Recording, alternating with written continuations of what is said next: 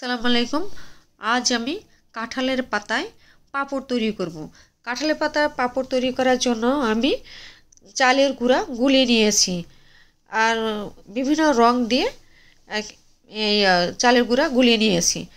আমি এই যে রাইস কুকারে পানি গরম করে দিয়েছি, সেখানে আমি এগুলো বসিয়ে দিব। বসিয়ে দিয়ে তারপরে এগুলো ছাড়িয়ে নিচ্ছি। দেখেন, লালটা ছাড়িয়ে নিচ্ছি, তারপরে সবুজটা দিয়েছি। সবুজটাও হয়ে গিয়েছে, এখন ওটা ছাড়িয়ে নিব। এই দেখতে থাকেন আপনারা। এই যে ছাড়িয়ে নিচ্ছি, তারপরে সাদাটা এই যে ছাড়িয়ে নিচ্ছি কাঁঠালের পাতা থেকে।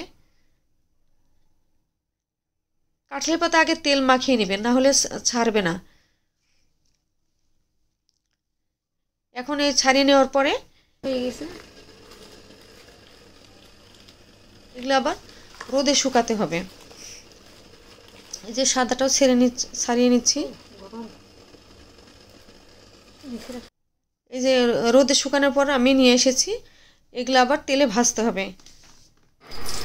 তেলে ভাজার পর এই যে পাঁপড় তৈরি হয়ে গেল, কাঁঠালের পাতার পাঁপড়।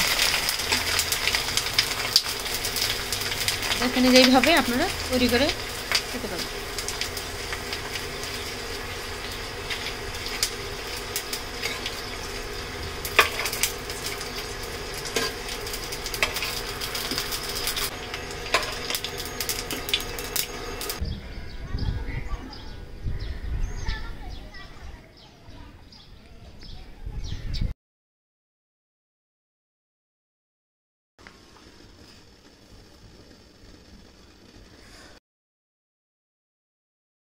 কাঁঠালের পাতার যে পাঁপড়গুলো বানিয়েছিলাম সেগুলো শুকিয়ে গেছে। এখন এই যে ভেজে নিচ্ছি।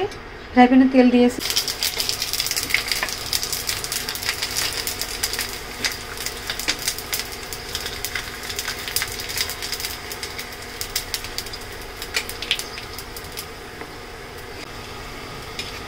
দেখেন যে পাঁপড়গুলো আমি ভেজে নিলাম, ভাজা হয়ে গিয়েছে।